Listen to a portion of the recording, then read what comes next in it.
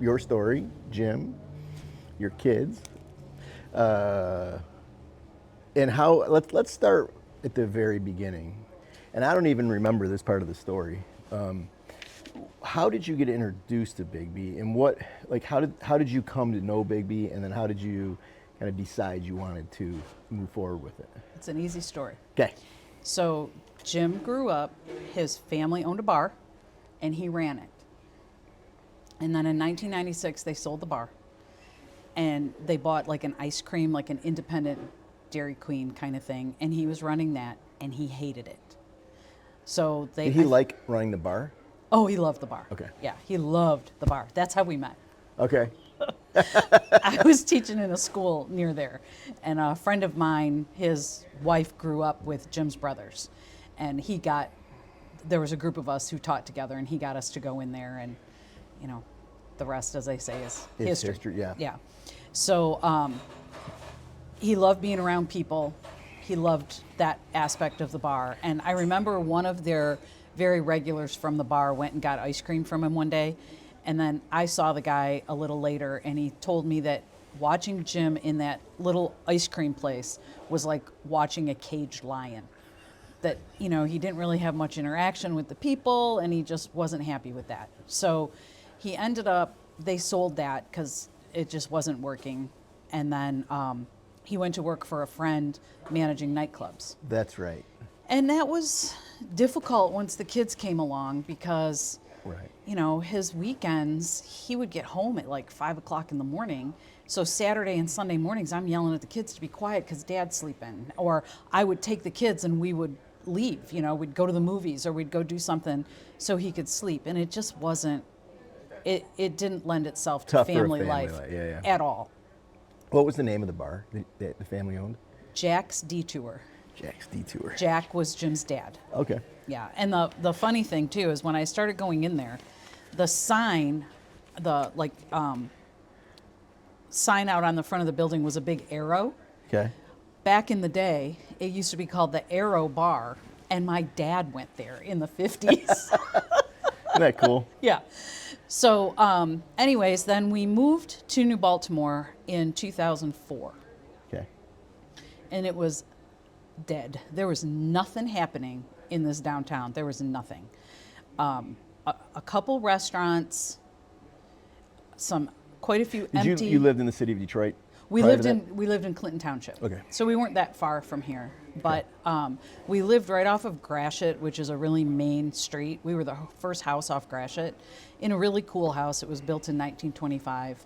It was great when it was Jim and I, but when the kids came along, it was too close to a busy street. Gratiot's a freeway. Yep. There were no sidewalks on the street. It just wasn't. Right. And then the businesses there was our house and then the alley, and then like a strip mall right on Gratiot, and they were starting to get held up, and Jim was gone at night. I'm home alone with the two kids, and I said, we gotta go. That's dicey. I'm not comfortable there anymore. So 2004 you moved here. 2004 we moved out here, had a house built, and that's the house we met in? Mm-hmm. Are you still in that house? Yep. That's awesome. And it's 1.1 mile from our driveway to our parking lot. I walk, we ride our bikes here. So we're living here, we're loving our life here. Kids were loving school, great neighbors. We were really happy with everything.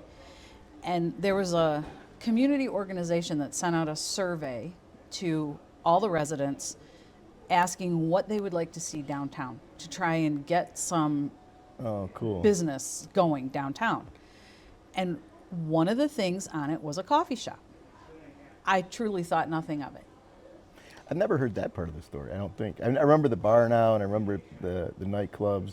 I don't remember the survey part. Okay. And I just stuck in my head for whatever reason. Mind you, now I'm still teaching. I'm a full-time teacher. And then I think it must have been 2008, there was an article in the Free Press about BIGGBY, how in spite of the economic troubles in the state and the country, BIGGBY was growing. And I read that article and thought about that survey that said coffee shop, and I said to Jim, this is what we should do. And Jim doesn't make snap decisions. And like 3 months later, he said, I think you're right. We should look into this. So that was back when we did the discovery days at the Okay. home office. Yeah. So we scheduled, and we, You know, those are coming back. oh, good. I know. We had I'm never, excited. I don't know if I should admit this, but we had never even been in a BIGGBY because there weren't any around here. There weren't. No, I know. And you're way over here. We're like the way lake is over. like right here. The Lake St. Clair is 2 blocks Yeah. from here. Yeah. There's, I was reminded that when I was in Ann Arbor this morning looking at my GPS. I'm like, wow, it is way over there. yeah, we are And so there very was far nothing east. here for Nope. a long Nope. time. Nothing for a long time. Yeah, talk about rising regions. This was a rising region Yes. at that point. Yep. So we scheduled a Discovery Day visit, and some of the people that spoke aren't in the company No, anymore. probably But not. I remember you talked Nicole Vilmano. Vilmano, yeah. I loved her. And then we went to Paramount and talked to Bob. Yep. Yeah, he gave the tour at Paramount. Yeah, and I've said this to other people. I felt like I was home. It just That's felt cool. like a fit, a really good fit. And then Jim felt the same way. And then, God help us, we got into it. Well, I remember our first meeting. I think the first meeting where I came to visit here was in your At our house. in your family room, in your living room, right? I think so. And we sat and talked for a couple hours, and I don't think you had this property lined up at that point, or did you? Because I remember coming back to review the property. Right off the bat, this is where Jim thought we should be. Okay. Because we're Well, he was we're right. like 2 blocks from downtown, and the speed limit right here is 35. You get just a little bit up the road, and it very quickly becomes 45. Right. And he thought Well, and that this was important, and building- he's right. And you were able to have drive-through here, which was huge. Yep. So we got together, we met. This was 2012. Am I right about that? 2013? No, 2012? 11 Was that 11? probably, because we opened Oh, it did take you December of 3 13, years. Okay, yeah. and it did I take forget us about how almost long 3 it years. took you to get it open, yeah. And so talk about that. So we got together, I love thinking about the moment in time when I was sitting with you guys and talking about it, and you agreed to do it and you moved forward. And like I always felt a real significant sense of obligation in that moment. And to sit here this many years later and have it have worked that's a great feeling. You Yeah, know. for us too. Yeah. And so you went to you bought this property. We did. And so that was unusual. I don't know. I think this may we have been might one have of been the first. first, Yeah, yeah. I think so too. To And- actually buy the property. Yeah. And that's partly why it took so long too. I mean, it was bank owned, so there were a lot of hoops there. We needed a loan from the bank, and we got an SBA loan because this was the cost was significant. It had been vacant for a while. Do you know how much the whole thing was for you? Yeah, it was almost $500,000. Okay. The building had been vacant for a long time. The last tenant was the local court. Our drive-through window was the judge's window in his chamber. Are you serious? Yeah, I'm dead serious. It's a little weird. It was really weird. Yeah. Before that, it was the AT&T service building, and I don't remember. I think at one point when it was built, I think it was a hardware store. Okay. And like toys, and you know how hardware stores used to be. You could kind of get Anything. everything. Yeah. It was like the Walmart back in the day. And then someone somewhere along the line said, "Oh, there used to be a gas station there." No, that's trouble. So we had to do all Yep. that added. Was there a gas station No, here? it was across the street. Oh, so you had to go do all that. But we had to do all of that because somebody said, "Oh no, it was there." Right. So yeah, we had a lot of unexpected Yeah. costs. Yeah. The train tracks were one of them. The train tracks were one. One of the more Yep. romantic, sort of sexy stories in our history in terms of something costing a lot of money. Yeah, it was kind of funny when you get a call from your general contractor. That's, we have a problem. We're running the sewer line and we hit train tracks Right, underneath. under the ground. Yeah, under the ground. Yep. Yeah. So, yeah, that was. That was significant. Yeah. Yeah. Okay, so you spent 3 years getting it open. You were obviously just diligent and just kept going. So you open. What did that feel like? Scary, yet sort of a relief to finally be open. Yeah. And we opened gangbusters. We had, the first week was crazy busy, and that was December 18th. And we know what happens to BIGGBY in January. Yeah. Yeah. We opened like crazy and then died. So it was really scary. And I remember back in those days too, I think it was every 3 months, we had a scheduled phone call with Bob. And we were always really anxious to talk to him because we were petrified. We were not making any money. I know there was one point when we were so far behind with our Cisco bills, they said, you pay us or you're not getting any more product. Oh, you guys want cash on delivery? Yeah. Uh-huh. Woo. Yeah, so that was scary. But Jim was pretty tenacious. I mean, he pretty much lived here. And we worked out a thing where he would take Sunday off and I would come in to open and just be here on Sundays. And I still don't know what I'm doing. I can't make a latte. All right. Because I was teaching and supporting the family that way. I never did any of the training. And I still don't know how to do it, but I can make a bagel. You can do a bagel now? Mm-hmm. Okay, Yeah, that's I good. did then. I would be bagel girl. I mean, after 13, 14 years, that I can brew coffee. you're progressing. Yeah, I can brew coffee. I just learned how to ring in my own shift beverage. Oh, Because I don't know how to run the POS either. slowly but surely. Yeah, that's what I tell them. It's a very slow process. I can't be overwhelmed. What am I blanking out? You said you opened December 2013. Yes. You said we all know what happened in January of 2014. No, just January. Oh, just January in general. January, oh, January like sucks. Bob used to talk about the J months Oh all yeah. the time. Okay. I thought I was like. No. I Not, thought you were talking about something very no, specific. just, all right. we Yeah. come off of this huge opening. Yeah. And then Yeah, January's everything brutal. dies in January. I always And it advocate was- taking a nice vacation in January. Ooh, man. Get out of here. Just Yeah. for your own psyche. Yeah. And then, so you got through that. Now, in your first year, you opened December, so let's just say 2014, Mm-hmm. that calendar year. Did you make money? No. Okay. It took us a long time to make money.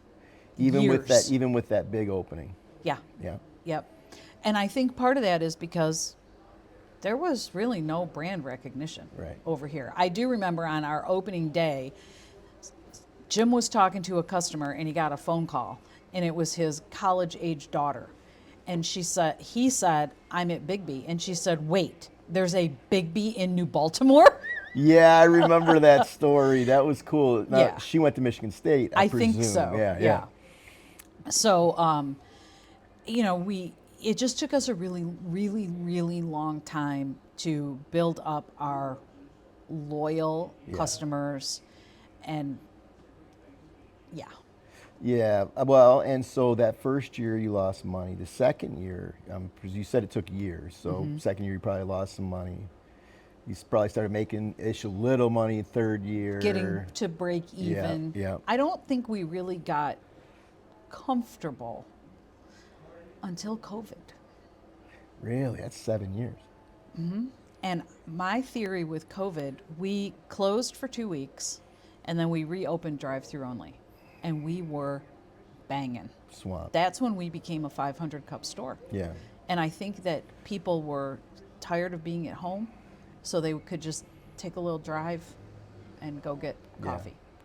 And that's when we really, really went crazy. Yeah. Yeah, it was a good year for business. Well, I think, one of the conversations I used to like to have, I don't get to have them so much anymore, with prospective franchisees was, if you aren't coming into this willing to make a 5 to 7 year commitment full time, best efforts don't start. I agree, 100%. And you know, it's like your story is kind of the prototypical story for me anyway, which is years 1 and 2, you have to be ready for it to suck. And it Working did. hard, losing money. Yep. Year 3, you start to sense it could work. Years 4, 5, 6, you're starting to build momentum. Yep.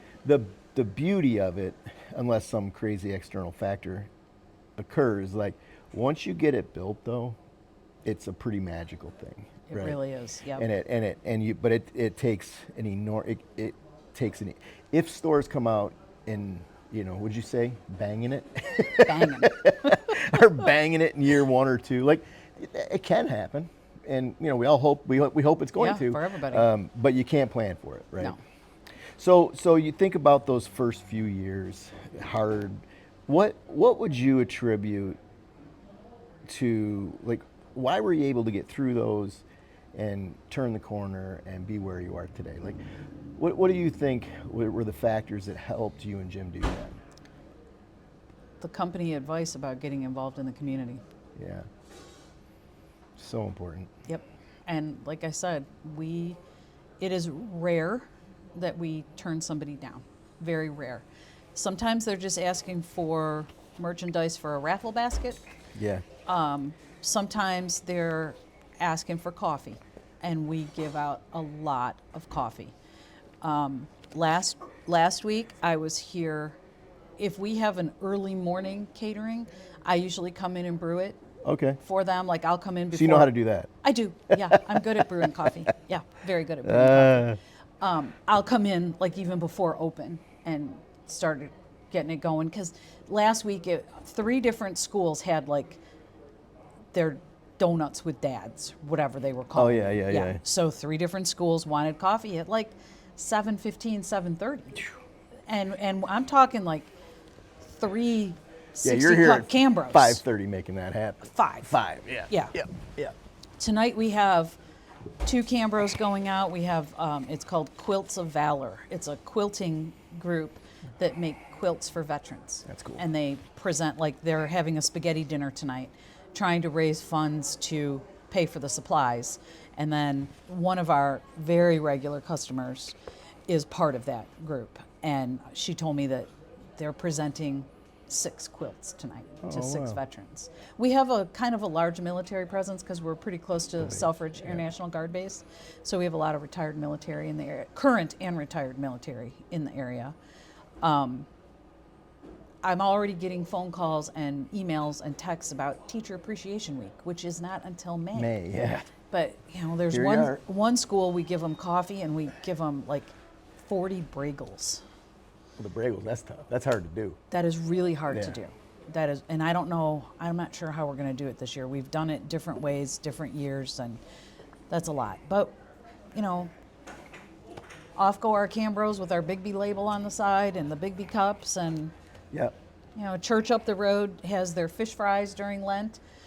They come in and get the ground coffee. They brew it themselves, but they get the coffee in the cups. So all over all the tables are BIGGBY coffee cups. Yeah. I think about, I told you earlier that this is one of my most favorite stories, and you guys are near and dear to me. Thanks. And you know, that the community engagement piece, it just feels so natural for you, right? Somehow you're not forcing that. No.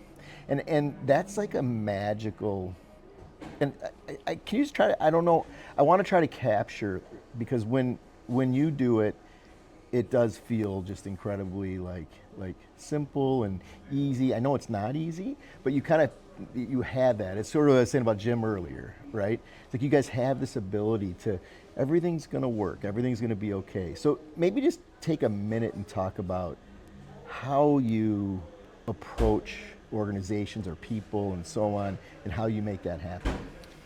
It was hard at first. Yeah. We started with the schools right down the street. There's 2 elementary schools and a middle school. And when we opened, our kids were in middle school. Okay. that was our first in. And it was because of the kids. You know, they would talk about it at school or Sure. whatever.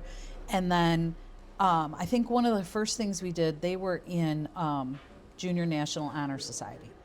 And the Honor Society put on what they called a senior prom. It was a dinner dance for senior citizens. Well, that's cool. It was very cute. They still do it?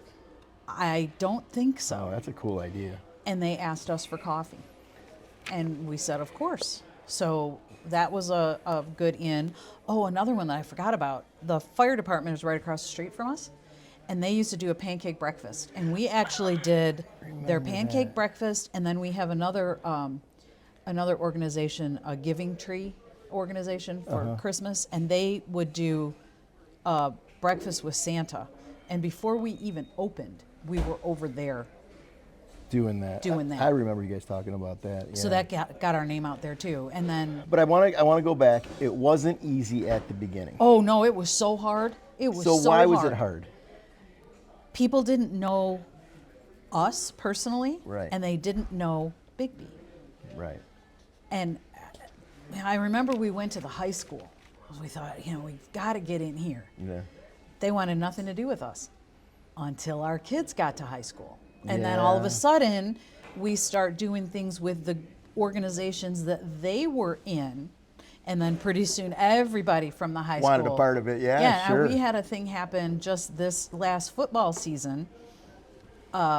We give coffee to the sports boosters, brewed coffee on home football games. Cool. And well, we will start them out with a Cambro, depending on the game. If it's not a big rivalry, we just give them a Cambro. When it's the big games, homecoming, we give them 2 Cambros and ground coffee, and they continue brewing. make it. We give it to them, they sell it. We just ask that it goes in our cups, and then they give us like in-kind sponsorship. So our name goes up on the scoreboard and all that kind of stuff happens. So this fall, they had a guy who's roasting coffee approach them and say, I'd like to, excuse me, I'd like to buy one of your big sponsorships, and I'd like you to serve my coffee. And they said, no, thank you. No, thank you. Mm-hmm. Those are the relationships, right? Mm-hmm. Was there a moment or an event or a relationship that you feel was key to kind of turn it? I maybe here in the high school a little bit. Yeah. Were there other ones? I'm trying to get to the breadth of what you do, because it's significant. Well, let me just, if I can, tell the story. We're walking down the hallway, and you're like, yeah, we had to clean this up. There's still a ton of stuff on that wall, right? But you're like, we had to clean it up because there was just too many. So when you donate, a lot of people will bring you a plaque or Yep. a framed thank you or whatever, and you were putting them all up Right. on there, and you were like, well, we got to clean it up, you said, and so we only put the more special stuff up there now. But that speaks volumes to how much you were doing, right? And the breadth of that, I think, is what I think it gets underestimated. When we talk about being involved in the community, I mean, we went a decade in Lansing, and we never said no. I don't think we said no one time Yeah. to an event or two. That's how we are. And that it takes that's momentum it builds. But once you cross some magical threshold, it's like it almost has it's an engine propelling you down pulling you almost, right? Mm-hmm. Like there's times I know for us, it was like almost like we kind of wanted it to settle down a little Yep. bit, right? But anyway, so was there a moment, was there a relationship, was there a thing where you can remember where you were like, oh, this is working, this community engagement piece? I'm not sure. It almost feels like right from the start, no, not right from the start, but it didn't take long before people were asking. You know, we had to start, Yeah. but then it didn't take long before people were asking. And everybody needs money for whatever. Their support, yeah. Yeah. Yeah. So Yeah. we pretty quickly were doing a lot of things based with the city. You Okay. know, Parks and Rec. Yeah. You know, Yeah. because we through the whole getting this place built out, we established pretty good relationships with everybody in the city. And we've had 3 different mayors since we've been open, but we've always... That's not that many. No, That's it's not. That's cool. Yeah. Well, what is it, 13 years, 14 years? Yeah. Okay, 3-4 years. And, you know, just the other people who work over there, we've had pretty good relationship with them, so they know to direct people over here too. I mean, we give coffee to the polling stations on election day, and See, that's right there again, though, right? A lot of people think about the city, the inspectors, all the stuff that involves being part of a city, and they look at that as like a negative. What I just heard from you is you made friends with all these people, right? Yeah. And then these people want to support you. And that's the mentality, right? That right there, I think, captures the mentality. You wanted to make friends with them, you wanted to support them, and you do things for them, and they take care of you. And that's the way it should be, but so few people approach business like that. Like the city becomes an obstacle or, you know, an opponent. Like I remember back in the day when we used to talk about health inspectors. Our take on health inspectors was they're a valuable resource. All they're bringing you is information you need. That's right. To run your business better. If they want you to improve something, cool, right? You know, it's almost like thank you for telling me, us. And we were always like, just make them your best friend. Yep. Like, why not? You know, and so, but you know, a lot of people look at a health inspector and it's like, wow, you know, or it's a negative relationship or experience. So I just love that. That really resonated with me when you said, it sounded like these people almost became friends of yours. Yeah. Okay, so where should we go now? What's the hardest part of the business for you today? There's a couple things that are difficult. Supply chain. Yes. Staffing, in a way. We've been lucky almost our whole time where we end up with like a core of 5 or 6, maybe even as many as 8 baristas that we've been able to keep for years, multiple years. And then around that, we have ones that come and go. Yeah. And that has been tricky. Okay. There's been more coming and going. We went through late summer and into almost all the way through the fall where I felt like all I was doing was interviewing and training. And it was ridiculous. It's a lot of work. It's a lot of work. Yeah, if you do it right, it's a lot of work. A lot of work. Yeah. So the most difficult part of the business for you is keeping your staff, and then training them properly and making sure they're ready and prepared. That's the hardest part of the business. What's your favorite part of the business? The people. Conk.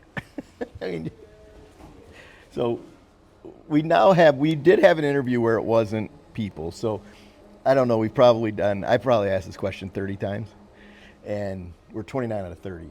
And that's the first thing that comes out is the people. Oh, yeah. Okay, so what people? Well, that's what I was just going to say. Our employees Yeah. and our customers. Yeah. So much fun, right? I can't believe how many So much people fun. I have met. Yeah. I mean, this is... Well, you were telling me you got invited to a former barista's wedding in Florida. Yes. I got invited to her baby shower, too, because she has a baby now, too. I saw a psychic 2 weeks ago. I've never done that before. And she was talking about something. Did you get like a gift certificate or something? No, I just... my sister-in-law said, you got to do it. And I was like, okay, Cool. why not? And during the thing, she goes, oh, but you can't do that. You have to do that online, whatever she was talking about, because you're really well known in your community. The psychic said that. Oh, well, that's it. Isn't that wild? What were we talking about doing online? She was just telling me I should do like a little class kind of thing, a thing you could do locally. But she but said you I gotta should do it online because I'm Yeah. too well known in the community. And we used to think, not that our kids were ever any trouble, because they were not. Weren't, no. But they couldn't have been because everybody knew they were the BIGGBY kids. Yeah, right. Well, the people. So Do you have a couple of favorite stories? Like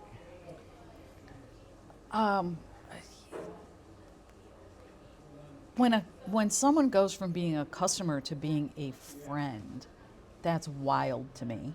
yeah. And that has happened a number of times. The lady I mentioned earlier, who's part of the Quilts of Valor tonight, she's 83 Oh, and a widow. Grew up here, or grew up in New Haven, which is close by, but lived here forever. She has a dog, a Brittany Spaniel named Lucy. Lucy sits in the car. If Dorothy comes inside, Lucy sits out in the car. If they're in the drive-through, Lucy drooling because she's going to get her treat. So we have a dog, and Dorothy will text me and say, "Should the girls go to daycare tomorrow?" And we take our dogs to daycare on the same day. that's fun, eh? Yeah, and Dorothy is part of a group of ladies that sit back here every Friday. They have matching sweatshirts that say Coffee Crew, Nice. and it's Dorothy and her sister-in-law, and then her sister-in-law's daughter and granddaughter. So we have multi-generation fam. Oh, and now the granddaughter's Yeah. baby. So we have multi generations, and I consider all of them friends who I would not have met were it not for this place. And then we also have in town, we have what we call the New Baltimore Business Alliance, and it's almost every business that's in town. We put together this little group, and our group was formed to benefit the city. So we meet like we meet tonight. We meet the first Thursday of the month, and we put on events for the city. We do, in the summer, music in the park every so Wednesday smart. night, and we take turns sponsoring. And when it's your turn to sponsor, you can kind of like do what you want. Like we take Caramel Marvel over ice and give them out. Give out coupons, whatever. We do a Dear Widow night out, which is wild. That's hunting season, right? Yeah. We're not busy that night because we don't have alcohol. Right. The rest of the places are. But we just do things like that, and all these business owners have become some of my closest friends. That wouldn't happen were it not for this place. Right. And then our employees, I mean, we make lots of jokes about how I'm their work mom. Yeah. And I mean, you know, I get on them sometimes when I need to, and Yeah, well, you get on your own kids too. You know, it's hard to articulate that feeling of like when it becomes your community and these are your people. And when we talk about being a leader in your community, that's one of the things that we believe you have to do to become successful. But two, there's so much upside to that. oh, so much. And all the people and all the relationships. Oh, yeah. And, you know, you have an issue, you've got somebody to We call. know who to here. call. Right, like no I- doubt. I never in a million years thought I would be on a first name basis with the mayor, Right. the fire chief, the police chief. Never. I mean, I grew up in Warren, right? I didn't Right. know any of these people. And my sister moved out to New Baltimore 2 years ago, and she and my brother-in-law are sometimes astounded too, because now they know everybody. Yeah, 'Cause, right. Oh yeah, that's 'Cause they Kathy's hang out with sister. Right. Well, if you had to give advice to somebody, like let's say they're in the build out phase, they're getting ready to open, what advice would you give them? Make sure you're visible as much as you can be. I mean, for us, that was Jim. In fact, there's still people who think Jim's the owner and not me. But I think it's super important. Okay, so you're talking about you as the owner, be visible and present, Yes. and here, And people need to know you're the owner, that you care. You know, you're in here making sure things are being done the way they're supposed to be. Yeah. And then just get involved. I mean, like Jim and I at different times, he's currently a member of the Downtown Development Authority. I was on the Citizens Advisory Committee. I belong to the Lions Club. You know, you make your connections that way with people. Yes. And I think that's super important too. Yeah, crazy. If you could tell yourself one thing for you to have done differently or better, is it the same thing? Like just do more of that? Or was there one thing that you look back on and you're like, ooh, we probably could have done that differently or better? I don't know. I think that I kind of try to approach life this way. When something doesn't work out, if you learn something from it, it's okay. Yeah. And it should have happened that way anyway. Yeah. So you could learn that lesson. So, I don't know that I would have done anything differently.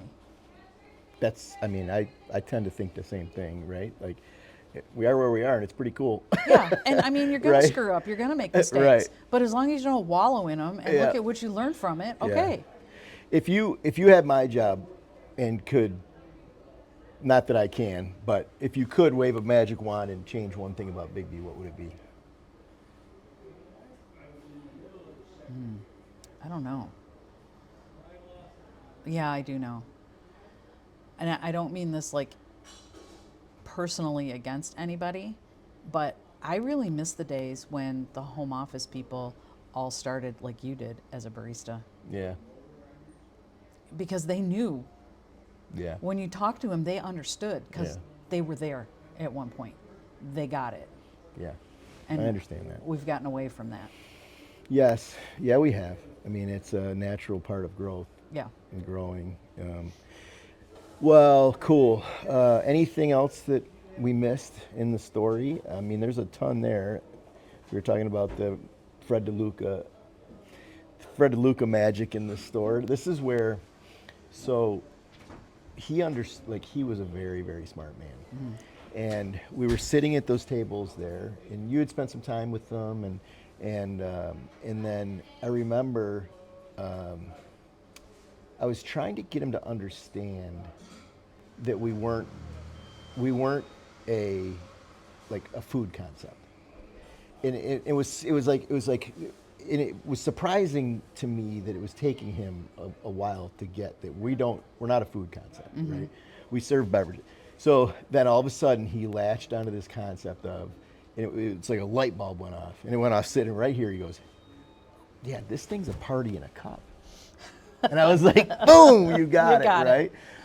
And you know, that's just the way he was. But we spent 3 or 4 hours with him here, and that was a huge, very important, pivotal conversation in our history of our company.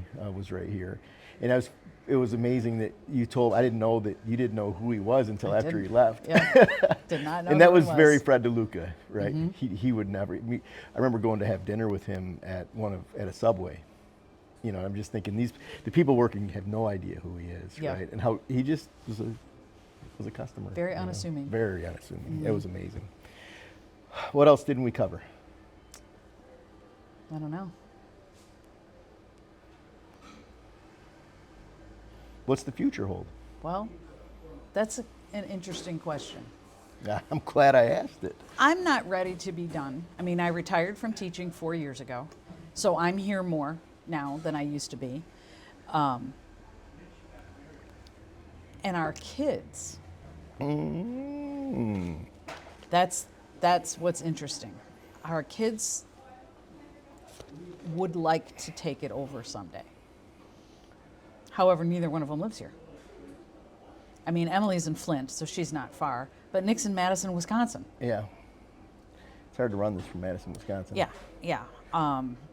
But, you know, they're sort of, Emily has worked here as a barista. She knows what she's doing back there.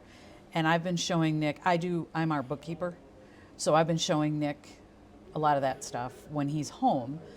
But I don't know. I have told Jim in the past, I cannot live 1 mile from here and not own this place. So it's Florida or bust. I can't imagine. Yeah, right. I cannot imagine. Right. I understand. I completely understand that feeling. So I don't know what the future holds. We're lucky right now. Allison is Yeah, she seems top notch. and that girl is 22 years old. Isn't that amazing? Yes. And, she went away to school for a little bit and decided it wasn't worth the money. So came back home and is Smart. kind of struggling, not sure what she wants to do. And our other manager quit, and she's been a dynamo. That's amazing. Yeah, That's she's amazing. really great. How long did she work here before she got promoted? She started when she was a senior in high school. So she was a barista, and then she was a went to barista, college, and then then- she came. Okay, so you knew her. Yeah. That's cool. Yeah. What a story. We knew her work ethic, but she has far exceeded my expectations. Yeah, that's Far beautiful. exceeded. Yeah. And she just thinks about things in a different way than I do, which is, like we were out of cold brew, okay? And we were slammed. And she's like, I said, I can make it, I just don't know how. And she's like, go right there, there's a sheet. She's got whatever you need to do. She's got all the instructions with photos laminated, held together with a ring. You just have to flip through. Oh, And she made that? and she did that. Well, why don't you, can you send that to us? I can. Maybe we can incorporate that into the whole program. It's just crazy. And I never would have thought of that. For God's sakes, I was a teacher for 38 years. You were a teacher for 38 years? I was. Wow. Yeah. I didn't know it was that long. I knew it was a long time, but. Yep. Can you tell the Rob Farrow story, please? The Rob Farrow story is a great one. I can't believe we almost ended this without telling that story. You're right. So we were looking to hire some people, and I'm looking through applications online, and I get his, and it's like, how much money did you make at your last job or whatever? I don't know what the questions were, but I'm like, why does this man want a job here?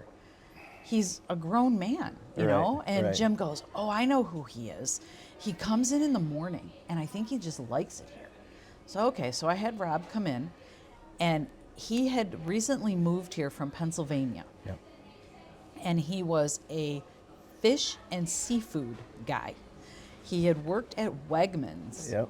in Pennsylvania, and then came here and was living near here and went to work for Meyer in their meat and seafood department. And first he was working in Livonia, and the drive was just ridiculous. And it was supposed to be part-time, and they just kept giving him more and more and more hours, and 'Cause that's he's not what he awesome. wanted. And he didn't want to be at home, but he didn't want to do that either. And he thought we seemed like fun here. So we said, well, okay. And here we are, 11 years later, or It's amazing. has it been 11 years? And it'll be 12 I think it'll be, 11 years or 12 years in June that he's been here. And he doesn't work long shifts. He's had some really serious health issues over the last several years, but he overcomes them all, and Yeah. the customers love him. He was Barista of the Year in 2022. Yeah. We were Store of the Year in 2017. And I my goal remember. is to be Store of the Year twice. First time ever. It's my goal. I try. That's awesome. Or that BIGGBY Cup. You've never gotten the BIGGBY Cup? No. Holy moly. I would have thought for sure. No. Huh. I'm making notes. I see that. So, yeah, I think, can you you told a little part of the story, so we're at the annual meeting, getting ready to announce the Barista of the Year. Yeah. So they go through giving a little backstory about everybody who's nominated for the Barista of the Year, but they're not showing pictures or anything. Right. You're just hearing And about we try to them. do it so you can't really figure it out. Right. And then when they announce the winner and the winner stands up, it's typically like a 20-year-old. Right. But the year it was Rob, it's a 68-year-old. And when he stood up, there was literally a gasp in the room. Yeah. No one could believe it. Yeah, I know. It was so beautiful. And then he gave up, went up and gave. Well, I've- the I've- thing I'll never forget, who's his favorite customer? The one at the window. Yeah. And that's how he treats them. It's true. He's remarkable. Yep. We're talking about you, Rob. We're talking about you. How could we not, right? He, like I told you, he remembers everything about customers. And he just had one the other day. She had come in. She was not happy with another location because she asked for a dozen muffins.